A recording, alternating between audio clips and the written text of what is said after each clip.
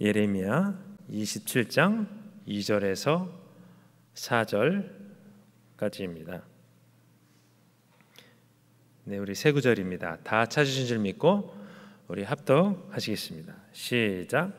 여호와께서 이와 같이 내게 말씀하시되 너는 줄과 멍에를 만들어 내 목에 걸고 유다의 왕 시드기야를 벌어 예루살렘에 온 사신들의 손에도 그것을 주어 에돔의 왕과 모압의 왕과 암몬 자손의 왕과 두로의 왕과 시돈의 왕에게 보내며 그들에게 명령하여 그들의 주에게 말하게 하기를 만군의 여호와 이스라엘의 하나님께서 이와 같이 말씀하시되 너희는 너희의 주에게 이같이 전하라. 아멘.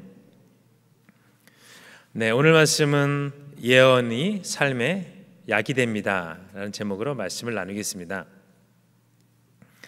네, 그 감탄고토라는 말이 있습니다. 네, 달면 삼키고 이제 쓰면 뱉는다. 이제 그런 사자성어입니다. 사실은 이 말이 좋은 쪽으로 쓰이는 것은 아닙니다. 사람에게 그런 좋은 쪽으로 쓰이는 것은 아니지만 사실 달면 삼키고 쓰면 뱉는다는 것은 이제 좀 자연스러운 현상이죠. 그러나 우리가 써도 삼켜야 할 때가 많은 것이 우리 삶이 아닌가 싶습니다. 누구나 그 쓴 약은 싫어해도 먹어야 되는 것이 쓴 약이죠. 우리의 영혼을 위해서 우리가 먹어야 할 것은 무엇입니까? 바로 하나님의 말씀입니다. 때로는 하나님의 말씀이 내게 힘들게 작용할 때도 있고 또 힘겨울 때가 있습니다. 그러나 그것을 이제 돌파하면 한층 더 성숙한 신앙인으로서 나아갈 수 있습니다. 사실 약을 말씀드렸는데요. 약은 그 매일 먹는 것이 아닙니다. 아플 때 먹는 것인데요. 그러나 일단 우리가 아프게 되면 쓴 약이라도 이제 먹어야 됩니다. 오늘 이스라엘 백성에게 위기가 찾아왔습니다. 오늘 그러나 하기 힘든 몸에 쓴 약처럼 먹어야 하는 그 하나님의 말씀을 순종해야 하는 장면이 나오게 됩니다. 그래서 오늘 예언의 말씀, 즉 하나님의 말씀이 공동체를 살리는 생명이 되기 위해서 우리는 무엇을 해야 될까? 세 가지를 알아보려고 합니다. 네, 첫 번째입니다. 하나님은 순종을 촉구하신다는 것입니다. 오늘 여호야김 왕이 예레미야서 27장에 나오는데요. 그 여호야김 왕의 주변에 이제 이방 땅의 사신들이 몰려왔습니다. 무엇일까요? 바로 아마도 바벨론의 침공 소식을 듣고 이제 머리를 맞대고 우리가 그것을 우리끼리 한번 해결해 보자 이렇게 해서 이방 사신들이 몰려왔습니다. 이제 만나서 좋은 계략도 나누고 작전을 짜려고 했는데 이제 문제는 무엇이냐면 그래도 흩으시는 분은 하나님이시고 모으시는 분은 하나님이시다 이것입니다. 그러니 하나님은 말씀하십니다. 그럴 것이 아니다. 내 말을 듣고 빨리 바벨론에게 항복을 해라. 아무리 왕들끼리 모여서 의논한들 하나님은 그곳에 신경 쓰시는 분이 아니십니다. 그 문제에 대한 핵심이 있습니다. 무엇이냐면 바로 신속하게 순종하는 것입니다. 근데 보십시오. 하나님은 이방인들 밑으로 들어가, 그래 바벨론 밑으로 들어가서 항복하고 그게 불의 아니겠습니까? 불의를 이용해서 순종하라고 하십니다. 그들은 불의라도 순종해야 됐습니다. 왜냐하면 그것은 하나님의 명령이었기 때문입니다. 하나님이 참 어떤 것을 요구하시든지 우리는 피조물입니다. 순종해야 됩니다. 그것이 선한지 아니면 불의한지는 우리가 판단할 문제가 아니라 하나님께서 정하실 문제입니다. 우리는 그래서 주님 뒤를 따라가는 사람일 뿐입니다. 그래서 그 빠른 순종은 하나님 편에서는 가장 빠른 방법입니다. 사실 하나님도 우리가 동행하시기 위해서 우리에게 순종을 요구하십니다. 다만 뭐냐면 본문에서 불의한 것을 순종하라고 하니까 조금 의아하게 느껴지는데요. 그렇다고 불의하다고 그것을 넘어가야 된다 그것은 아닙니다. 바로 하나님의 명령이고 또 하나님은 순종을 통해서 도구로 쓰시는 분이죠. 그리고 그것을 통해서 일을 하시는 분이 하나님이십니다. 순종을 촉구하십니다. 왜냐하면 다음 단계 일을 진행시키기 위해서 순종을 촉구하십니다. 그리고 또 중심을 보시기 위해서 순종을 요구하십니다. 오늘 바벨론에 순종하라는 것도 사실 벌 받는 것 같지만 다시 한번 하나님을 그들에게 심어주려고 하시는 하나님의 의도가 있습니다. 그렇습니다. 순종 외에는 우리가 하나님과 연결될 방법이 없습니다. 딱 한 가지 방법입니다. 그래서 그 하나님의 마음을 우리가 알아야 됩니다. 오늘 본문 27장 2절에서 5절까지 보시면 줄과 명예를 만들어 목에 걸고 또 여호와김을 만나러 온 사신들에게 말하여 너희 주들에게 왕들에게 이것을 알려라 이렇게 말합니다. 줄과 명예를 목에 메었으니 이것은 무엇을 의미합니까? 바로 바벨론에게 빨리 항복하라는 것을 이제 이방 왕들에게 알리라, 이것을 이제 비은유적으로 이제 표현하신 건데요. 참 하나님은 느긋하십니다. 우리가 하나님이 일을 하시는 것을 보면 굉장히 느긋하시다는 것을 알 수 있습니다. 사람은 그런데 좀 조급하죠. 근데 하나님도 촉구하시는 것이 한 가지 있습니다. 바로 순종입니다. 순종은 굉장히 촉구하십니다. 일단 순종해야 하나님과의 관계가 이제 형성이 되기 때문입니다. 일단 그 관계가 형성되면 그때부터 하나님은 이제 느긋하게 일을 시작하십니다. 하나님이 이스라엘 백성에게 우리가 소위 말하는 무슨 골탕을 먹이기 위해서 바벨론 밑으로 들어가서 순종해라, 이것을 말씀하시는 것은 아닙니다. 그래서 하나님은 이스라엘 백성을 만드시고 책임지시고 끝까지 인도하십니다. 우리가 할 일도 이제 순종입니다. 오늘 이 자리에 나오신 성도님들, 이 교회에 나오셨는데요, 우리 교회도 이제 공동체입니다. 공동체가 운영되기 위해서는 우리 구성원들이 화합과 또 일치가 필요하죠. 한 명 한 명이 힘을 모여서 작은 힘이 모여서 이제 큰 힘이 발휘되게 됩니다.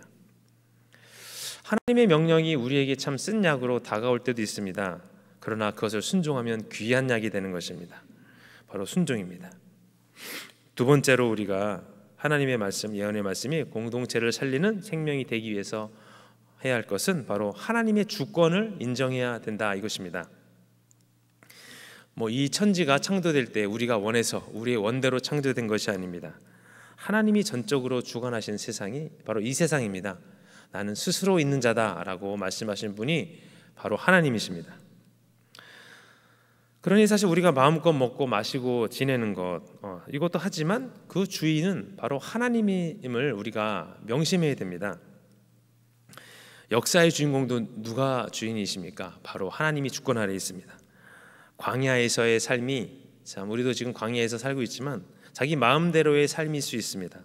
그러나 결국 한 땀 한 땀 이끄시는 것은 바로 우리 하나님이시고 그 주관자 하나님이십니다. 그래서 본문에 보니 오늘 바벨론에 무조건 항복해서 순종하고 복종하고 다 그의 말을 전적으로 들어라, 이것은 아닙니다. 더 중요한 것은 바로 우리가 주권자의 섭리, 하나님이시죠. 바로 주권자의 섭리와 또 겸손과 성찰로 하나님이 요구하심에 우리가 순응하는 것이 그 중요한 중심이라고 우리가 볼 수 있겠습니다. 그리고 그 주권에 응답하시는 분도 이제 하나님이십니다. 참 우리가 하나님의 주권을 잘 인정하지 못하면 우리의 삶이 잘 될 것 같지만 사실 모순에 빠질 수 있습니다. 오늘 보십시오. 예를 들어 보겠습니다. 오늘 그 남녀 간의 만남을 하나님이 만드셨는데 동성애라는 것이 생겼습니다. 전적으로 사람의 생각입니다. 어떻습니까? 사람들은 좋아할지 몰라도 하나님은 싫어하시는 것이 이 동성애입니다. 하나님은 이 세상의 최고 주권자이십니다. 만약에 하나님의 주권이 없었다면 우리 이 세상이 좋게 돌아가는 것이 아니라 우리 혼돈이 될 것입니다. 왜냐하면 사람의 생각이 난무했을 것이라 이것입니다. 무엇이든 하나님의 마음대로 돼야 되는 것입니다. 사실 그 하나님의 주권을 보면 우리가 이해 안 가는 부분이 있습니다. 하나님 왜 저렇게 하실까? 저런 것을 왜 그냥 놔두실까? 예를 들면 오늘 바벨론 그 느부갓네살 왕에게 항복하라, 이것입니다. 이방 왕에게 항복하라는 거죠. 이것을 어떻게 우리가 생각하십니까? 그런데 바벨론을 들어 쓰신 것은 하나님의 눈으로 보면 굉장히 선한 것이었습니다. 왜냐하면 이건 전적인 하나님의 주권이기 때문입니다. 누구도 이것에 의문을 제기할 수 없습니다. 악한 자도 쓰시는 하나님의 주권을 우리가 인정하며 나아가야 될 줄 믿습니다. 사실 그 하나님의 주권이라는 무엇입니까? 우리가 이해할 수 있지만 없지만 주인이신 하나님의 뜻인데요. 오늘 예레미야서 27장 6절을 제가 읽겠습니다. 이제 내가 이 모든 땅을 내 종 바벨론의 왕 느부갓네살의 손에 주고 또 들짐승들을 그에게 주어서 섬기게 하였나니. 네, 보십시오. 바벨론을 그냥 바벨론 왕이라고 하지 아니하시고 내 종 바벨론 왕이라고 말씀하십니다. 네, 이런 표현을 쓰셨는데요. 이것도 하나님의 영역입니다. 종이죠. 바벨론도 하나님의 주권 아래 쓰셨으니까. 세상의 주인이 우리가 아닙니다. 우리가 하나님의 권위를 좀 더 인정하고 나가야 될 줄 믿습니다. 하나님은 절대 권위자이십니다. 우리를 만드셨지만 사실 우리와는 아무런 상관이 없으신 분이 바로 이 하나님이십니다. 그런데 사람들은 왜 그러실까 투정하죠. 그럴 수 없습니다. 전도서 5장 2절을 한 번 더 읽겠습니다. 너는 하나님 앞에서 함부로 입을 열지 말며 급한 마음으로 말을 내지 말라. 하나님은 하늘에 계시고 너는 땅에 있음이니라. 그런즉 마땅히 말을 적게 할 것이라. 아멘. 하나님은 어디 계신가 봤더니 하늘에 계신다는 거고 우리는 지금 땅에 있다는 것입니다. 땅에 하나님이 계신 것이 아니죠. 그만큼 하나님은 주권을 높다 이것입니다. 그러나 우리가 하나님의 주권을 인정하지 않는다면 우리는 온전히 하나님을 믿는 것이 아니게 됩니다. 우상이 되어버리죠. 자기가 우상이 됩니다. 우리는 하나님을 인정하고 이 자리에 섰습니다. 그래서 주권을 인정하고 말씀을 받아들이면 우리의 삶이 풍요롭게 되는 것입니다. 오늘 우리나라 헌법 1조 2항이 무엇인지 다 아실 것입니다. 모든 주권은 국민에게서 나온다 이것입니다. 주권이라는 것이 그만큼 중요하기 때문입니다. 참 주권을 누가 가지고 있느냐에 따라서 영향을 많이 끼칩니다. 만약에 사자가 생각이 있고 주권이 사자에게 있다면 어떻게 될까요? 세상은 그야말로 엉망이 될 것입니다. 하나님의 율법을 믿을 때 그래서 주권부터 인정해야 됩니다. 주권을 인정하면 우리가 더 깊게 하나님을 만날 수 있을 것입니다. 또 성경 전체에서 하나님의 마음을 더 깊이 우리가 이해할 수 있을 줄 믿습니다. 하나님의 말씀도 주권으로 시작하는 것입니다. 자, 우리가 하나님의 주권을 인정하지 않는 상황에서 그냥 지식적으로 말씀을 대한다면 성경을 더 깊이 이해할 수는 없을 것입니다. 왜일까요? 우리 성경을 보시면 우리가 이해할 수 없는 많은 사건들이 있습니다. 주권의 벽을 넘지 않고서는 우리가 하나님 말씀을 온전히 파악할 수는 힘들 것입니다. 우리가 그래서 믿음으로 이것을 지속적으로 인정하고 넘어가야 하는 부분이 있습니다. 그래서 어떻게 보면 우리가 하나님의 주권을 인정한다는 것이 이 신앙생활이다 이렇게 말씀드릴 수도 있겠습니다. 그러나 그것을 우리가 아니 이것은 아니고 저것은 맞다 해서 반쯤 인정한다거나 3분의 1만 우리가 인정한다 그러면 우리가 하나님 말씀을 제대로 파악할 수 없고 원하는 열매를 맺기 쉽지 않을 것입니다. 그렇죠. 차든지 뜨겁든지 하는 것입니다. 마지막입니다. 세 번째입니다. 분별을 잘해야 됩니다. 오늘 예레미야 27장에 보니 복술자들이 나오는 장면이 보게 되는데요. 자, 들어보시기 바랍니다. 27장 9절입니다. 제가 읽겠습니다. 너희는 너희 선지자나 복술가나 꿈꾸는 자나 술사나 요술자가 이르기를 너희가 바벨론의 왕을 섬기게 되지 아니하리라 하여도 너희는 고지 듣지 말라. 아멘. 네, 어떤 느낌이 드십니까? 하나님과 항상 반대되는 이야기를 하는 것이 오늘 복술자들입니다. 우리도 좋은 이야기를 들으면 참 귀가 솔깃해질 때가 많이 있습니다. 많은 사람들은 귀가 좀 약해서 사기도 당하고 속기도 하는데 참 신앙적으로 분별은 참으로 중요합니다. 희망만을 말하는 그런 사람들을 피해서 분별하는 것은 우리의 삶에 있어서도 굉장히 중요합니다. 너무나 많은 것들이 우리 귀에 들어옵니다. 다 이제 좋은 것이 아닙니다. 그러나 하나님은 나쁜 것만을 말씀하시지 않습니다. 우리 27장 마지막 절 11절에 보시면 이렇게 나와 있습니다. 제가 읽겠습니다. 그러나 그 목으로 바벨론의 왕의 멍에를 메고 그를 섬기는 나라는 내가 그들을 그 땅에 머물러 밭을 갈며 거기서 살게 하리라 하셨다 하라. 여호와의 말씀이니라 하시니라. 그 하나님의 계획은 그래서 치밀하십니다. 예를 들면 죄를 짓고 형무소에 보낼지언정 거기서도 하나님이 이제 돌보시겠다는 것입니다. 하나님의 마음입니다. 오늘 바벨론에서 그냥 내버려 두는 것이 아니라 밭을 갈고 살게 하겠다 이렇게 말씀하십니다. 밭을 갈고 벌을 받지만 그러나 내가 거기와 함께 하겠다는 것입니다. 그래서 하나님의 말씀을 들어야 됩니다. 힘들다고 좋은 말만 귀를 기울이면 안 되는 것이죠. 넓은 길에 이제 함정이 있는 것입니다. 하나님은 말씀하십니다. 힘들지만 내 말을 좀 들어라. 만약에 그 복술자들의 말을 우리가 듣게 된다면 어떻게 될까요?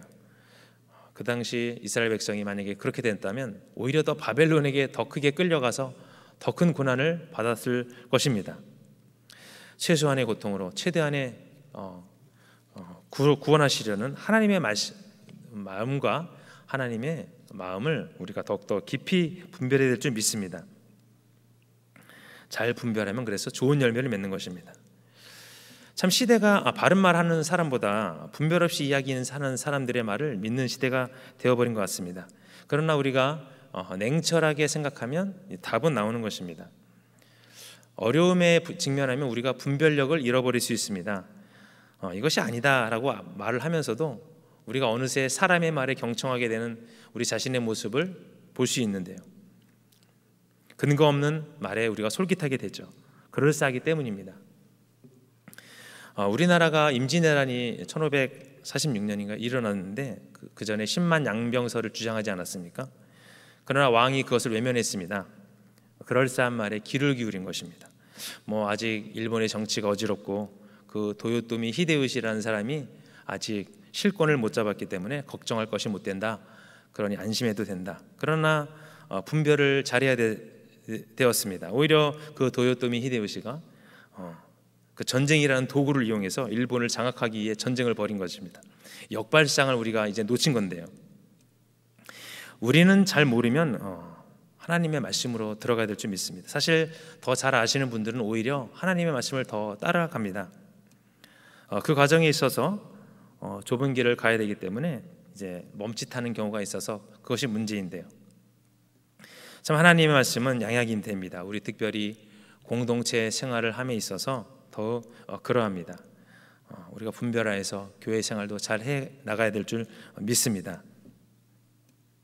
오늘 만약에 그렇게 되지 않는다면 본의 아니게 아픔과 상처도 남길 수 있는 것이 우리 교회 공동체의 생활일 것입니다. 결론입니다. 오늘 말씀이 공동체를 살리는 생명이 되기 위해서 세 가지를 말씀드렸습니다. 첫째는 하나님은 순종을 촉구하시고, 둘째는 우리가 하나님의 주권을 인정해야 되고, 세 번째는 마지막으로 분별해야 된다는 것을 말씀드렸습니다. 말씀은 우리에게 더 없이 좋은 양약입니다. 충격 그리고 가슴으로 다가올 때도 있지만 좋은 약이지요. 우리는 하나님을 떠나서 살 수 없습니다. 살 수 있더라도 하더라도 그것은 엄청나게 부족한 삶일 것입니다. 살 수 없지요. 그러나 우리가 사는 공동체는 내가 만드는 사회가 아니라 하나님이 나를 통해서 만드시고 나아가는 삶입니다.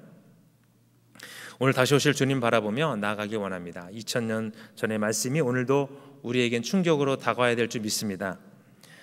우리는 지금 하나님의 방주 안에 있는 것이 아닙니다.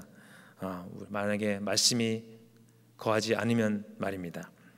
방주인 교회가 살아나고 우리가 개인도 말씀으로 살아나야 될 줄 믿습니다. 오늘 주님 안에서 거하시는 귀한 하루 되시고 한 달 되시기를 소원합니다. 주님만을 의지하는 귀한 시간 되시기를 예수님 이름으로 축복합니다. 우리 기도하시겠습니다. 하나님 감사합니다. 오늘도 예언의 삶이 약이 됩니다라는 제목으로 말씀을 나누었습니다. 하나님의 말씀으로 이 세상을, 이 천지를 창조하신 그 놀라운 하나님의 말씀의 능력이 오늘 이 시간 주신 말씀입니다. 하나님 아버지, 이스라엘 백성들이 순종하지 못하여 어려움을 겪고 아버지 바벨론의 포로가 되며 엄청난 일을 겪었습니다. 하나님 아버지, 그것은 아버지 다름 아닌 불순종이었습니다. 하나님이 보이시진 않지만 우리 가운데 항상 거하셔서 나의 모든 일거수일투족을 이 시간 지시하시고 인도하시고 함께 하심을 믿습니다. 오늘 성경 말씀에 하나님 우리에게 모든 것을 더하신다고 하셨사오니 그 믿음의 말씀을 우리가 아버지 더욱더 소유하게 하시고, 하나님 아버지 이 시간 줄과 멍에를 통해서 깨닫게 하시려고 하는 주의 마음을 이 시간 다시 한번 깨닫게 하시고, 아버지 우리가 더욱더 하나님의 모든 것을 상황과 우리의 모든 아버지 이 시간 오감을 통해서더라도 하나님을 더욱더 주목하게 하시고, 주님 아버지 역사하시는 그 순간순간을 우리가 놓치지 않게 하여 주셔서 주님의 말씀에 거하는 귀한 시간 될 수 있도록 주께서 도와주시옵소서.